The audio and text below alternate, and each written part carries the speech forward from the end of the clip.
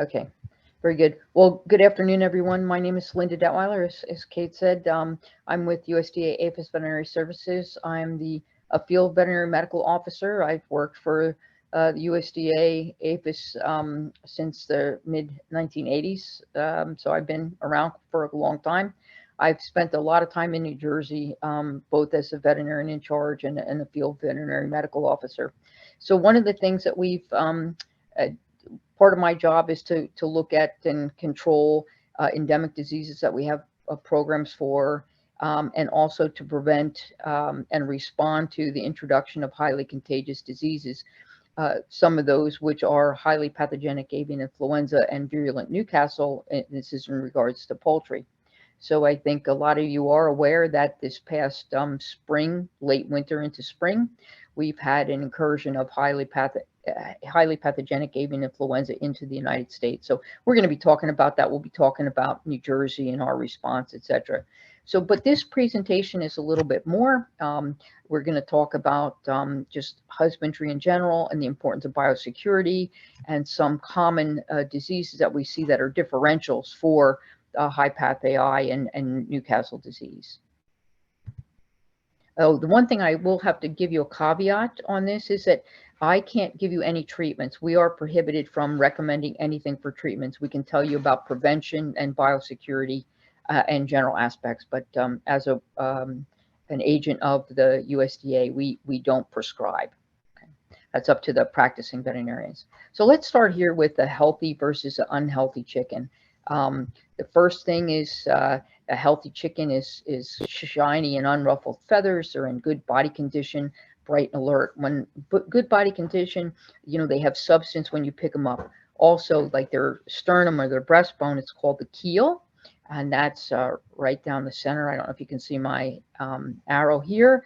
And if you feel there on both sides are the breast area of the chicken, and you should feel that muscle. If you can't feel that muscle, usually it's the bird might not be in the best condition. Now, layers, let me go back here. Laying hens over time, because there's a drain on them with laying eggs, they won't be as much as like the broilers, okay, the ones that are grown for meat. However, you still should feel some muscle there. And then on the right side here, or the screen's right side, is a chicken. You can see the ruffled feathers. The head is down. This is definitely a bird that's sick. It's lethargic, as we call it. It's not responsive. So again, that's the difference between the one here, bright and alert, and this one with the ruffled feathers and definitely with its head down. Another thing, so if you look at the head, a healthy chicken, the eyes are bright. The beak is not broken. It's not overgrown. The comb and the wattles are red. They're not pale. They're not black and blue. There's no swelling of the head or face of the chicken, and there's no discharge from the nares, from the eyes, etc., from the beak. So here on this side, there's the chickens, and clearly this one here, the one up on the top, there's what they call periorbital or around the eye swelling, and there it might be hard to see, but there is definitely discharge in a foamy substance from the eye. And down here, you can see the comb and the wattles have like a blue discoloration, and that's what they call cyanotic combs and wattles here. And that definitely is signs of sick birds. So in the back end of the bird, you look for around the vent area, the feathers are intact. There's no evidence of diarrhea, pecking, etc. And here to the right, you can see evidence of diarrhea, where there's evidence of the feces around the vent area. And then the feet and legs, it's important because that's what the chicken, they do a lot of time standing on there. You don't want to see scales, broken toes, manure balls if, the pens aren't clean. Sometimes we actually see around the feet balls of manure where the chickens really can't even stand well because there's so much manure. That's in a wet area that they might be on, and then the manure just collects around there. So here on this side, you can see this is scales. This is from a type of mite that gets under the scales on the legs on here, and then they just start to reproduce under here.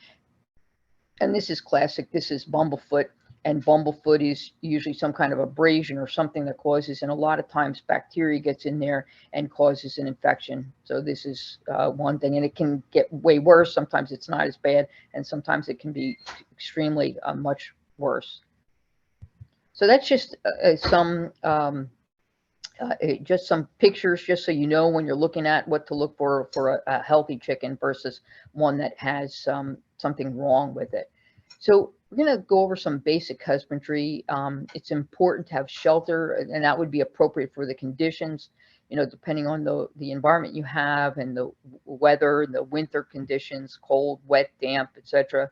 That you have a clean environment, that there's nutritious food. And again, it's appropriate for the age and the production purpose. So what you feed for hens that are laying might be different for growing birds, for pullets versus broilers. So that would be important to feed according to the age and the production purpose. Important for clean water, always available, even in the winter. Important, you know, no, don't let the water freeze up. The birds really need water around the year. Protection from predators, that's important. There's a lot of things out there that like to go after chickens, from those things that fly like hawks, eagles, etc., to foxes, raccoons, and other type of predators that will come in. And then biosecurity, and we're going to spend more time on that because that's an extremely important thing about keeping your birds healthy and free from diseases and the incursion of diseases.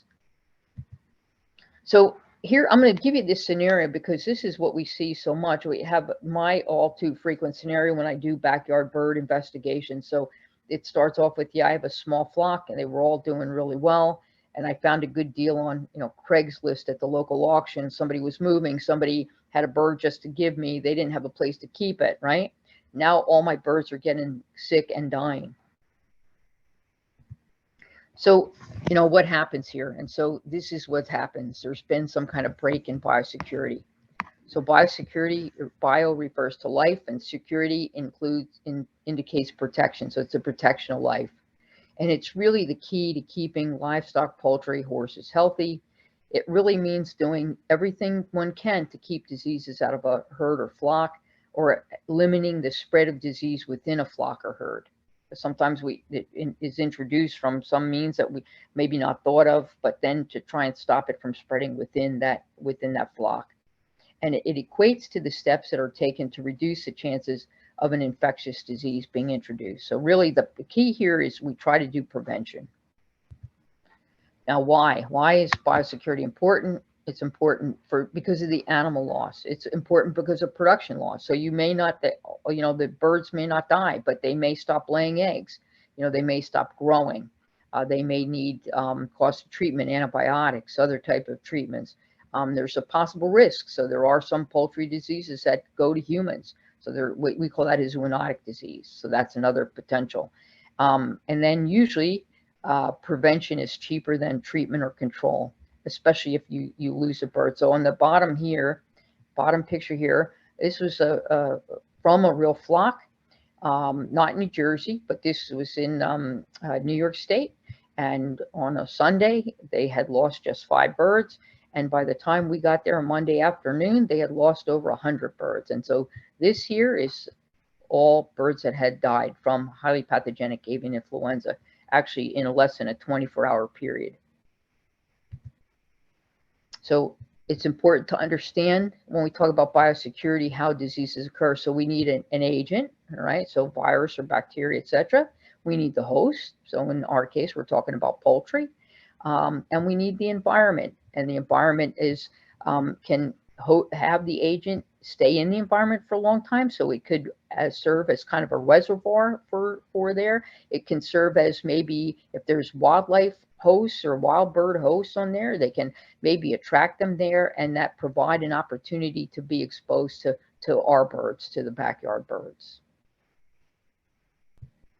Okay, so prevention versus treatment. Again, that's always that saying, right? An ounce of prevention is worth a pound of cure. And I can tell you, I think that's such a true statement. And just working for, you know, close to or over 30 years in what we do.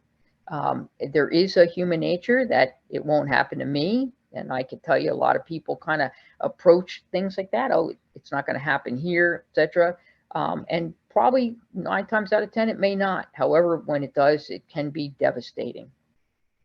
And it may not be one of the foreign diseases, it might not be one of those, but it could be a common disease. And we'll talk about some of those. And they can be just as much, if not more, devastating for production or even loss of birds. So biosecurity, this is a busy slide, but I just wanted to say that the devil in biosecurity is in the details, like, you know, water source, and is it contaminated, your feed source, you know, what's the pest wildlife? You can have pests bring in diseases, rats or mice or other things that come in, you know, that maybe are exposed to the feed. How do you get your feed? How you have delivery? Do you borrow equipment? Where are you getting your replacement birds from? Your transportation, any visitors, do you have friends that have birds, you know, do they have any kind of diseases? Even if they may not look sick, they might have their immune system. So all these things, your boots, clothing, and if you do have employees, because we do have some, you know, facilities that do, you know, have a business and raise it, and they have some employees. So do they have birds home? What's the exposure? So when you look at farm biosecurity, from the smallest of farms to others, it's really important to at least look at some. Not all might be applicable, but to look at some of these. And even in the smallest of backyard, you know, just a few hens, this is still important. You know, if you go to, for your example, if you go to the feed store and like maybe somebody's here before you and their birds are sick and they go in to maybe get some medicine or medicated feed, and they use the same shoes, they might track in a virus or bacteria that can last long. You walk in behind them and then you walk out with whatever they had on their farm. So it really needs to be all the time and become part of your regular routine. It's important we don't let our guard down. And where? Every place we go where there's, like for poultry, every place we go where there's poultry, be it at fairs, be it at the like I said, the feed stores, at auctions, etc. Important. And the biggest risk, and this I've seen throughout my career, and I even personally, I was saying earlier when we were just chatting before the call started, I raise sheep. I have family members that raise backyard poultry, but I raise sheep, and I have to even fight this, is complacency. That sometimes you're tired, sometimes you know, you just want to get through chores, etc. And am I doing everything I can? Am I changing my shoes? Am I you know, taking the precautions I need to prevent a disease from coming in? So we have these posters, and it's on our website here. It's like backyard biosecurity, biosecurity for the birds, and it's really a keep your distance. Again, if you have neighbors that have birds, you know, really it's a good thing not to have fence line contact. That's really important.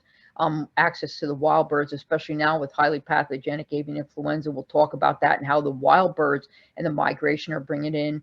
Keep your equipment clean. I mean, there's parasites too that you have to worry about to build up a fecal material. Equipment that you're bringing, if you do bring birds for sale or show, etc., you know, make sure when you're bringing them back, your equipment is cleaned and disinfected. Don't borrow there. And then especially introducing new birds, and we'll talk more about that. So the two big bad bird diseases, we'll cover those first, and then we'll go down to more common ones that are considered what we call differentials, ones that look like these, okay? So avian influenza and virulent Newcastle disease, and again, now we had the outbreak of bird flu. They look, if you're looking at chickens, they look identical. The only way really to determine the two is to have a lab test done to see what they are, or if you know that one's in an outbreak in the local area, then it's more likely to be that one. So the outbreak of avian influenza, here it is. There's been 36 states, 371 cases total. That was as of last night, and you can see all the red states are ones that have had the case. If we had been able to do this last month, New Jersey would have been white. It would have been the few white states up in that northeast corridor there. But since May, the middle of May, we've gotten one case in New Jersey, and that was what we call more of a backyard flock versus a big commercial flock that we have. Okay, avian influenza is caused by virus. You know, It's a different virus than human flu, human influenza, but has very many of the same characteristics on there. And you heard maybe in the outbreak of 2009, you had the H1N1, and the avian influenza are characterized similar to the humans, where they have these things that almost look like lollipops on the surface of the virus. There's hemagglutinin, the red ones, and neuraminidase. So that's what the H and the N are, and they're just used. They're these antigens that help the virus get into the cells of the host. Again, I don't want to go into heavy duty other than to tell you in this slide that sometimes, especially in birds, the birds go up, like the migratory birds, they migrate up to the Arctic. A lot of the waterfowl and some of the other birds, all the birds of the world from Europe, from Asia, etc., go up there. They go up in the summertime, they breed, and then they migrate back down. And so the strain that we have now is really a Eurasian strain, and it was brought over. Europe's been fighting with it for over 2 years. And this time in the migratory birds, it came back down. But the flu viruses, they reassort, which means they combine. So let's say a bird from North America goes up, it's infected with our strain of flu. It interacts with a bird from Europe, their strain of flu. If it gets infected with both at the same time, the parts of the virus, they can combine together, and it causes a new strain. So the host range of influenza viruses is very wide. And so the avian influenza, it's usually carried by wild waterfowl, but it can go into very many species, as on this chart. There's two kind of forms of influenza in chickens. One's low pathogenic and one's high pathogenic. The low pathogenic, we do have strains that are common in the United States. They exist all the time. In those times, a lot of times you don't even know the birds are sick. And they, especially on ducks, etc. But chickens, a lot of times you might see a decrease in feed consumption, water consumption, egg production, and usually they recover and back they go again. The highly pathogenic goes throughout the body, and that's the one that usually kills, and kills pretty quickly. So the high pathogenic, again, that's the one that we do we all out to get rid of it when we find it in the country. It goes throughout the body of chicken, unlike the low path, which is just usually in the respiratory or the GI system. The high path AI goes in all the systems. It goes in the blood, it goes in the eggs, in the hens that lay eggs, it goes inside the egg. It's in the respiratory system, it's in the feces, it's in the feathers, it's in the feather follicles, it's in the blood, and on the inside and outside of eggs. And the reason that it's important that we know where it is in is when we do a cleanup. So for example, in the feathers, that highly pathogenic virus can live in there for well over 100 days, if not more. Another thing that when we tell producers of the birds, that it's important to keep the feces and everything cleaned up, because the hens that are infected before they die, or other birds or ducks or geese or whatever, before they're infected and when they start to shed the virus after they become infected. So as little of manure as the head of a dime, so a gram of manure, has enough doses to infect 1 million chickens in some of the high path strains of AI. So just think about it. That little bit could infect, has enough virus to infect another 1 million chickens. That's again why I always tell places like our bird markets, etc., you have enough to eat off the floors. That's how clean you have to get it. So the virus does not like hot and dry. So our thing is to get environments where it's exposed to the sun, it's heat. It can really survive in times where there's moist and cool. So again, and you see here in the feathers, 160 days on cooler temperatures and on water. So the higher the temperature goes, the virus survival goes down. So again, that's why summer is our friend with this virus. And we're seeing the decrease in cases now as the summer comes on. We're hoping we don't see a resurgence in the fall. Okay, so that's it for AI. We'll get questions at the end if you have any on there. We're going to go over some signs, because in case you see it again, now that we know the virus has been brought into New Jersey, and it was brought in with wild birds, it was brought in most likely with vultures. but we found it in other, like other scavenger birds and waterfowl. So the other bad, highly contagious disease is called Newcastle disease. It also is a viral disease. There's a number of different types of that, and I won't get into that so much. So the signs of both of the diseases, this is really important for producers to know, can have respiratory or nervous signs. They're the most things that we see. You can see the cyanotic combs and wattles, so the black and blue combs and wattles, the swelling of the face, usually discharge. A lot of times the bird will open its mouth and fluid will just come pouring out. They struggle to breathe, open mouth breathing. You can hear like they're gasping for air. Lethargy, they go off feed, ruffle feathers.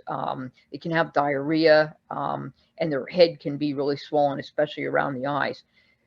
In this strain that we're seeing now, in ducks and in some of the other wild birds, we're seeing what nervous signs. So paralysis, where maybe the wing, they won't be able to use their wing, they won't be able to walk good, they're paralyzed. We have one where it's called torticollis, where the neck is twisted all the way around and really rests on the back. That's where the kind of a bent neck, and I think I have a picture of that in there.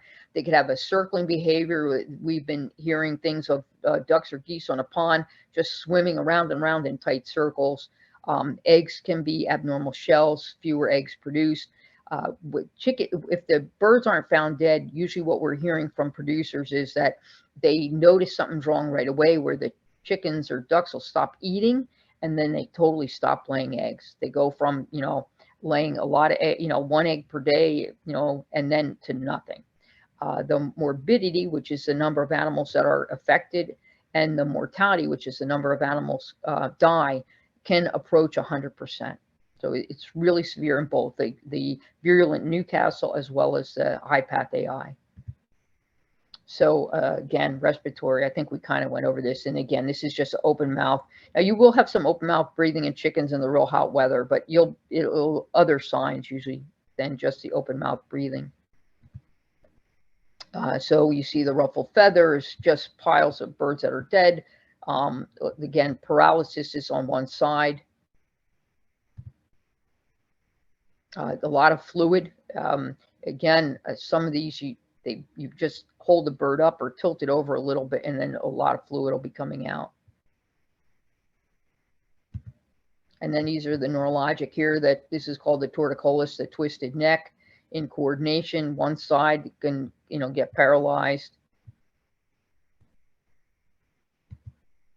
And this was true even in the wild birds that we've noticed, and we've had some vultures that have been found in New Jersey, and they've been affected also with neurologic, where they can't fly. They're affected with their flight, with their wings being paralyzed. So here's some of the sources of the virus. The respiratory secretions and feces, they really put out a lot of virus in their, if that fluid coming out of their mouth and lungs, etc., and their fecal material. The infected bird carcass. So here's why we think there's a number of scavenger birds, is because if you do have birds dying of the high path AI and you have scavenger birds ingesting their carcasses, they're picking up the virus, and they too are getting infected, and they're also then getting the disease. And then if birds scavenge off of them, so it's this unending cycle here until it dies out within that population. The virus can be shed even before they show signs, and the incubation period is from when the bird gets the virus inside it to when it starts to show signs can be 2 to 15 days. However, the average has been about, actually we've been seeing it about 2 or 3 days. So it can be pretty short with some of these, especially the virulent strains. It can be, if the birds survive, they can shed 1 to 2 weeks if they're kept alive and they keep shedding the virus. The wild birds and waterfowl may be reservoir hosts, but we are seeing in this strain more that are actually showing signs. And then sometimes your pet birds, your parrots, etc., can, especially with the Newcastle, they can be shown to be infected and shed the virus. Sometimes they die, sometimes they don't. Okay, so it can spread on not just direct contact, but movement of birds or bird products. Okay, so important that if you're moving even eggs, again, like I said, with the avian influenza, it can be on the outside of the egg, can be on the inside of the egg. So hatching eggs, if perchance a hen was in the incubation period, was still laying eggs, and they're fertilized, you can actually spread it. Could be in the inside of the egg within there. The virus will move along. And again, if birds are incubating and they're moved, they can bring the virus along with them. It can also be transmitted on what we call fomites, and those fomite is just an inanimate object that can transmit, keep the virus on the surface. So it can be feed, contaminated feed, water, vehicles, clothing, people, etc. Even in we wear the N95 masks and what we do, and it's some to protect us, but some of it is because we can breathe the virus in and hold it in our respiratory tract, and then if we breathe out, we can actually breathe the virus. But the N95 mask will prevent that. And I already mentioned about hatching eggs.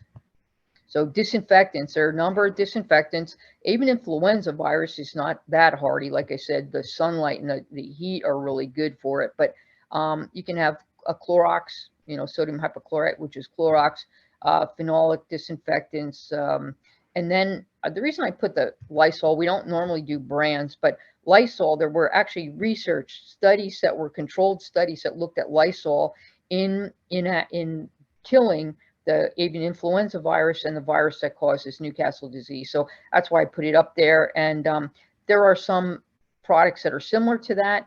They don't have the same, they're like Lysol, excuse me, but they don't have the same composition. So, we use it sometimes in our car for the bottom of our feet to spray our car mats, to spray off things that we don't use with the heavy duty disinfectants like Virkon.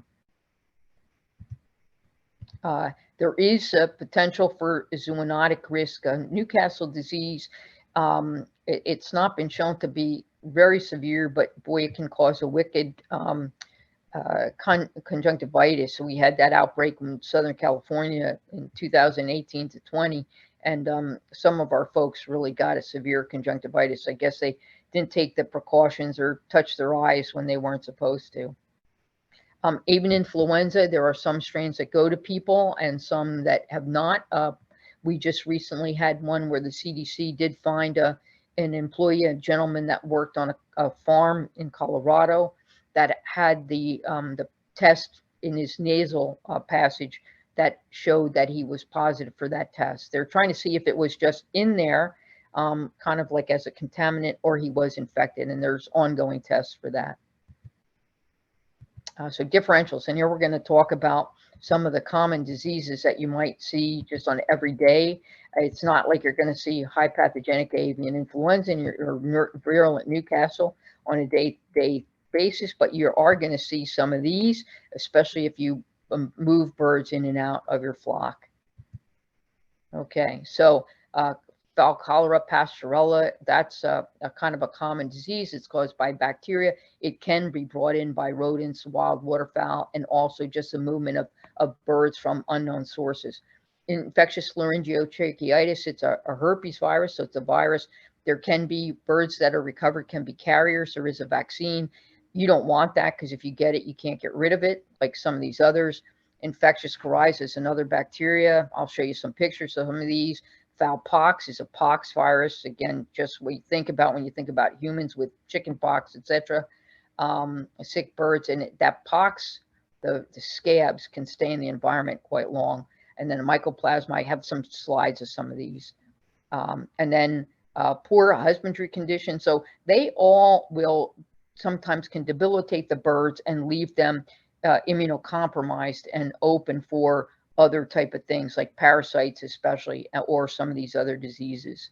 Or if they're vaccinated, if they are not kept up husbandry wise or nutritionally, the vaccine may not hold as well if the birds are in bad body condition.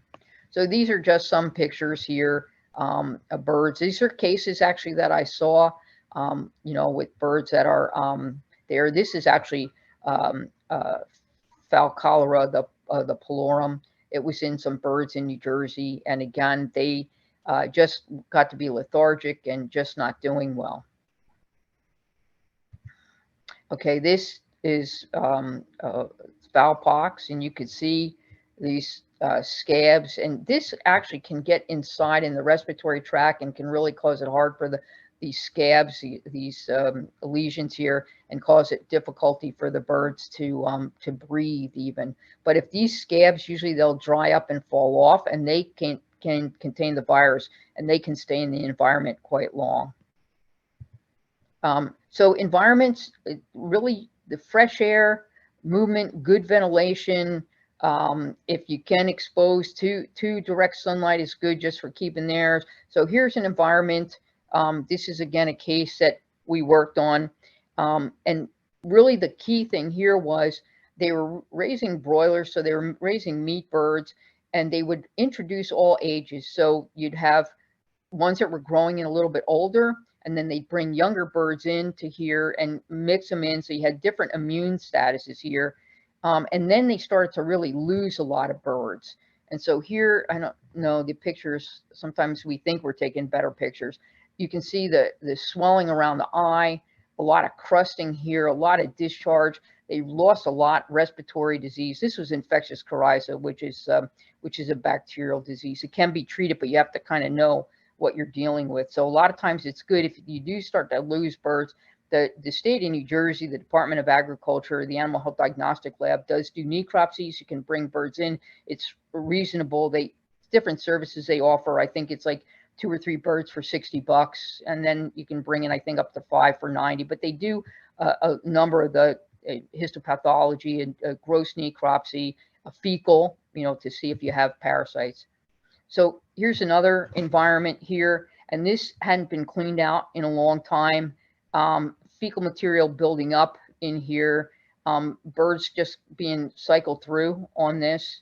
And so this is another common thing that we see is coccidia, and it's a parasite also, and it goes into the intestine, and it has different parts of the life cycle where it can, when the feces come out, it can become infective. It takes a few days, and then the other birds ingest these, what they call oocytes, while drinking or eating or just pecking on the ground. And then they too, it goes inside and it hatches in there. And what this parasite does is it destroys the intestine and it makes digestion. It interferes with digestion.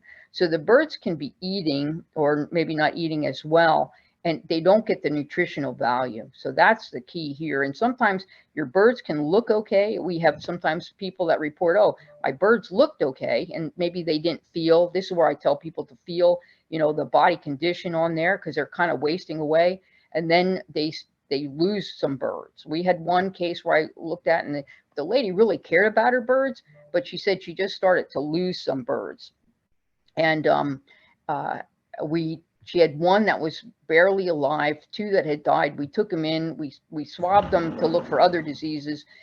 We took them in, swabbed them, and they did a fecal, and they were loaded with coccidia. And the coccidia, she got the treatment for the coccidia, treated, and then everybody responded. She cleaned the pen out. That was a good story, that it's something that can be treated, something that can be controlled and prevented. One other thing, you can get vaccines for coccidia. And we had another case there where they had the adult birds were all great. They raised some pullets. They raised them in the barn in the winter, but they were kept on a manure pack. So again, continual with coccidia. But they bought the birds vaccinated for coccidia. But when they let them out, it was a cool day, and then all of a sudden these pullets started to die.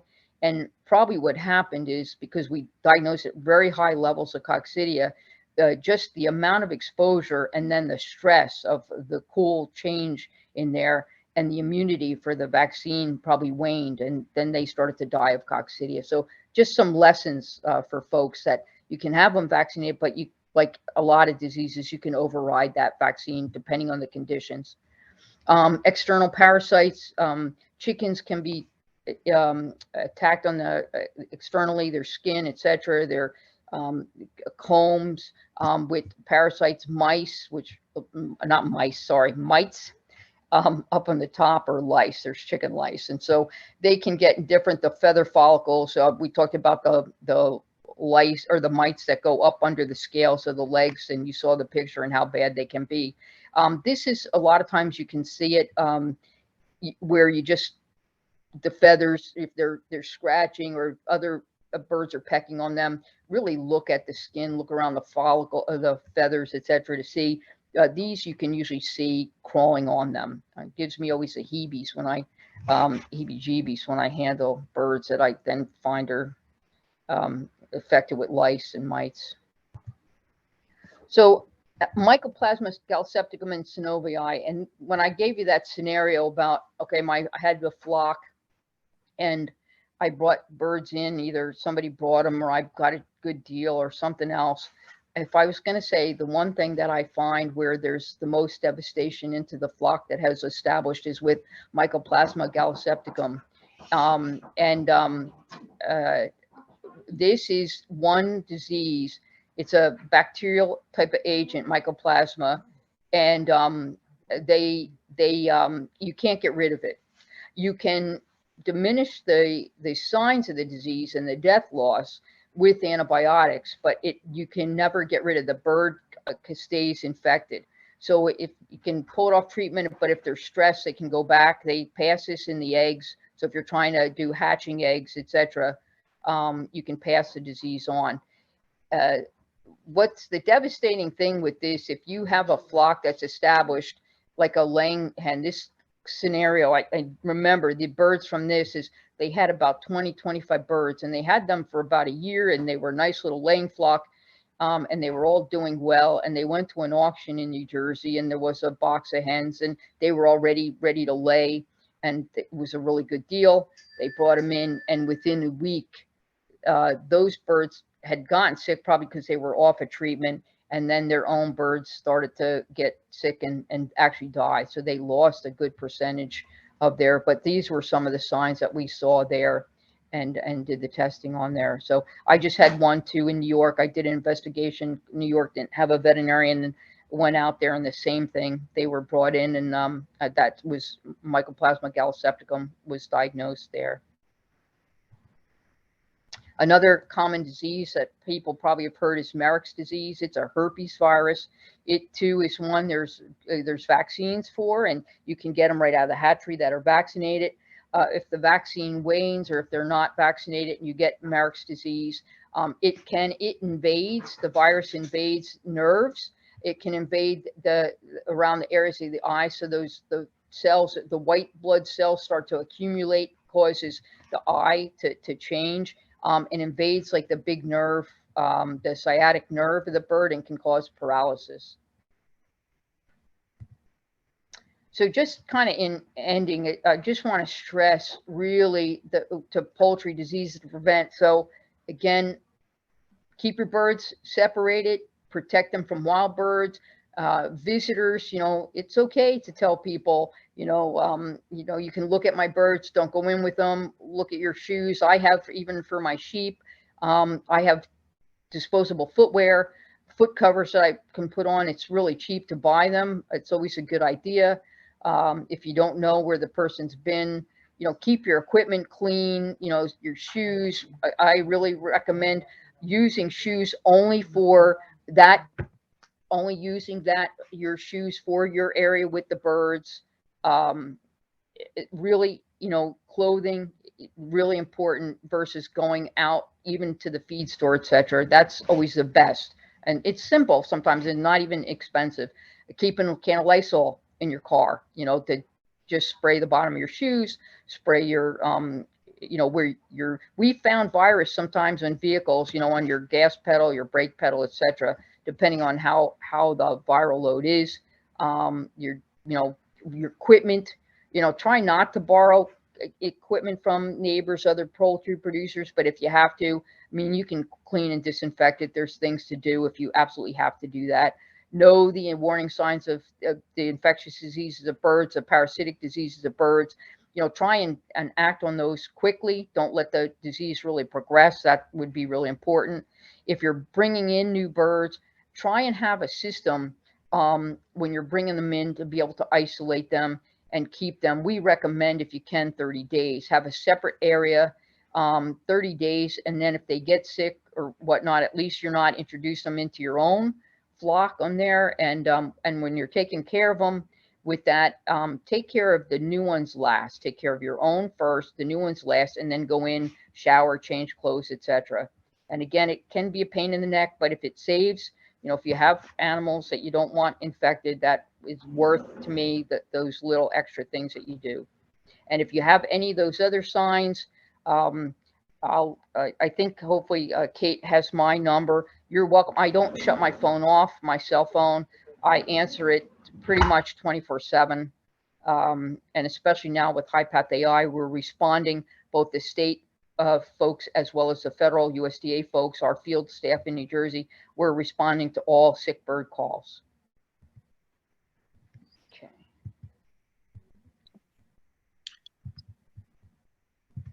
All right. Thank you, Dr. Detwiler. We will share your contact information, but caution people, try to keep it during business hours. It's a lifestyle, Kate, right? Absolutely. Dr. Detwiler, I got a quick question for you, because there's such an uptick in people with the backyard birds. And I think the biggest thing I took from your presentation was the importance of biosecurity. Other than that APHIS sheet, which I have copies of, is there a basic resource you'd recommend for people to have? Yeah, there's some, we have sheets, we have there's a whole website that we have now developed, so I can give you some links, and maybe if you want to share those. The other one that I frequently do, Penn State has a great whole website on just basic on diseases, basic information on diseases and husbandry. Okay. I think it's important we share that information. Yeah, we'll send you some links, because we have a whole section now on basic stuff, and even little checklists if you want to just see if you're hitting all the buttons on, biosecurity checklists. Some basic information, but important. Some easy things I think that aren't too hard to do. Excellent. Yeah, we'll be sure to share those resources. We have a couple questions in the chat. The first one is from Jared, and he was wondering if ticks can be a problem for chickens. Ticks mostly are in warm-blooded area, but some of the ticks would try and get a blood meal off of a chicken. Yeah. I think most of the diseases that we worry about are mostly in warm-blooded animals. Okay. Aaron's got a question similar to what I was thinking too. The wild birds, since you talked about the highly pathogenic, going back and forth, any precautions for feeding wild birds? Oh, yeah. So the recommendation this year, we work a lot with the wildlife agency, so the DEP, and then our wildlife services counterpart in USDA. And the recommendation this year that we've been giving folks is to don't put your bird feeders out. Even though we have not really found so much in the smaller birds, it's more in the larger birds, but sometimes they can be pass it on by being like live fomites, bringing the disease out. The other thing that we are recommending is that if you're feeding, especially until we get past this virus being out of our system, we've seen this happen where people just feed out in the open, where it's easy for wild birds to come in and interact with your chicken. So either wild geese or whatnot. And we've recommended to people, if you're going to feed under some kind of cover where it's harder, for if you can't put some kind of netting, it's harder for the wild birds to interact. We had a couple of flocks, especially on Long Island, where the owners were just throwing, the feed out, scratch out, etc. And the wild waterfowl, the geese and the ducks, were landing right with the chickens, and they brought the virus in, and it pretty much killed. I think when we got there, was everything in her flock. It was small, but everything was dead except for two of her chickens. So that would be some recommendations. If you can, bring them under some kind of netting cover to prevent that direct interaction. We've been seeing, if with the vultures, etc., the birds of prey, scavenger birds brought in. So anything you can do to increase a barrier. And sometimes it's very difficult. So Suzanne had a question about reporting. Are you required to report your sick chickens, and where might you do that? Yeah, if it looks like you have signs of highly pathogenic avian influenza, the state does have reporting requirements. The USDA has reporting requirements for veterinarians that it's required. The USDA is for veterinarians that they must report if they suspect that. So they should call the State Department of Agriculture. Or we have an 800 number, the state has a line, and like I said, please share my cell phone, and I don't mind on the weekends. We'd rather jump on it. In fact, the flock we found, I got a call on a Sunday. Oh my. The flock that was positive, I got a call on a Sunday afternoon on there. So, but on that presentation, we'll give you a bunch of numbers and they can call, but our 800 number, while you can call that and you'll get to me, it's more of a roundabout. So to me, it's just easier just to call my cell phone directly. Okay. Yep. It looks like we've got another question here. If you can test your chickens at home with a swab or something similar, like a quick test, I guess, and send it off to the university or something. Yeah, we don't have any home tests, kind of like, you know, they have developed now for humans with COVID. But if you would call us and you have chickens, you know, if you have anything sick, if your birds are healthy, I can't imagine it being avian influenza because we know how quickly it makes them sick and killed. But if you do have any sick chickens, we come out and it's like I tell people, it's kind of like doing a swab for strep throat. We just open the chicken's mouth, or it could be, it's not just chickens, but it could be guinea fowl, turkeys, peacocks. We open their mouth and we take a little swab, just like you would do for strep throat in humans. And in the waterfowl, we take it from the other end, from the cloacal opening. So those are they shed the virus a little bit more in the feces than the birds. So it's just a swab and it's put in a broth. We put it in a broth to keep the virus alive. And then we send it on our lab, New Jersey test, or the State Department of Agriculture lab. And then if they find anything, it goes then to our National Veterinary Services lab in AMSI, and we're the reference lab, the USDA lab. Okay, Alyssa had a follow-up comment there about noting that yes, her birds are healthy, but she was wondering about screening, similar to a certification from NPIP. Oh yeah. You can get if you have birds and you want to join the National Poultry Improvement Plan, you can join that, and there's a contact, Lisa DeLambert with the state, and there's an application and a whole process, and the birds can be tested. It depends on the type of flock and what you're doing in the movements and how many times that is tested, and for what you can do for avian influenza, but you can also do for other diseases if you're moving or selling birds, especially breeding birds, for pylorium, Mycoplasma. There's all kinds of different aspects to that National Poultry Improvement Plan. And avian influenza is one, but it's one of a multitude of different diseases you can have your flock certified for.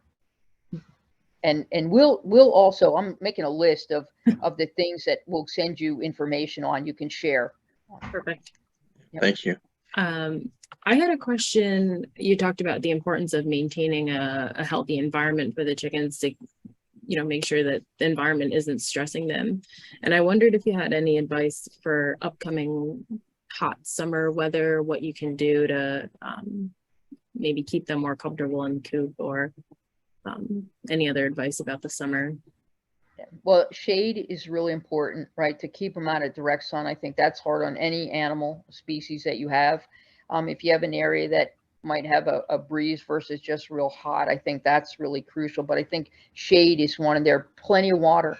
You know, make sure animals, if they can get dehydrated just like us. So it would be extremely also important. Fresh water is really, really important as well.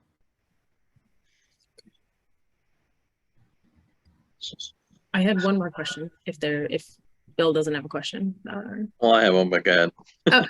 My question was about how frequently you recommend disinfecting the actual coop or the nest boxes, or, you know, how to keep that area as clean, disease-free as possible. Yeah, it's hard to say because things, again, just going around to different places, they're so different as far as setup. Okay, so I don't know if I can tell you a frequency based on the setup, but because of different things. But I would say, in regards to if the birds are confined, okay, where they have a very limited area, right, and their droppings are all in there, then it's probably good to rake that, let's say like once a week or so, and get the feces out. So you want to break the cycle if they have, coccidia, etc. So you really want to make sure that feces it out. Or it might be less if they have more time, but you want to take a look and see, is there an area where they can peck and there's no feces there, right? Because that's how they get reinfected with some of the parasites, the worms. They do get worm, there's different worms, roundworms, etc. They can get the coccidia, they can get, versus if they're out on, acres of pasture, that's a different thing, right? So those are the things to kind of keep in mind, and the type of environment that you're in. And nest boxes, it's also good to not let. I've seen some, they're clean. You got fresh straw or etc. Whatever you're using in the nest box, and there's others where there's a buildup of manure within the nest box, and that should never be. You don't want that in there. I've got one question for you, Dr. Detwiler. We're approaching the county fair season. And is there any guidance or restrictions on poultry being at those events that you're aware of, or is it not a good idea to do it? That's up to the state veterinarian, and I'm not aware. There's not been any decision to me to stop any, of the shows and whatnot. I've had people ask about that, and we would urge, again, I just urge the biosecurity. There's movement, don't bring sick birds. Hopefully your fairs have, people watching to make sure sick birds in. I'll give you an example. So we started to do at Hackettstown auction. We didn't totally want to shut down the auction there with the birds going into there. So they worked with us in the state of New Jersey to implement some procedures that we're doing that would be even good for the fair. So people can unload the birds that they're bringing there for sale without a visual inspection from us first. They can't even let them get out of their car. So we go to the car, we're dressed in our PPE, etc. If they are sick, obviously any kind of illness that they don't even get to unload, we send them back, but we do take swabs to check them out. And then if we would find anything, of course, we trace back, we take their name and address, and then everything coming in. And then we do sampling of the birds that are in the area, in the auction that are on there. So to use that analogy, really important that no birds that look ill at all to be allowed into the fairs, and to maintain, if there's ways to maintain distance between different flocks, etc. with cages. Some at the Sheep and Wolf Festival, for example, what we do is we have a pen separating between, so my sheep aren't nose to nose with your sheep, for example, in our exhibit. So that would be good. And then when they go back, if you're bringing birds out to show and you have a flock established at home, I would really recommend to people, even if it's for a week or two, best would be actually for 2 weeks, keep those separate, make sure if they don't develop any signs of disease. And just like I said, when you're introducing new birds, take care of them at the end separate after you do your own. And at least that way, if they were exposed to anything at the show or fair, and again, I'm not thinking Hypatia because that would be pretty quick, we'd know, but even other poultry diseases, then you would know and not introduce it back into your flock.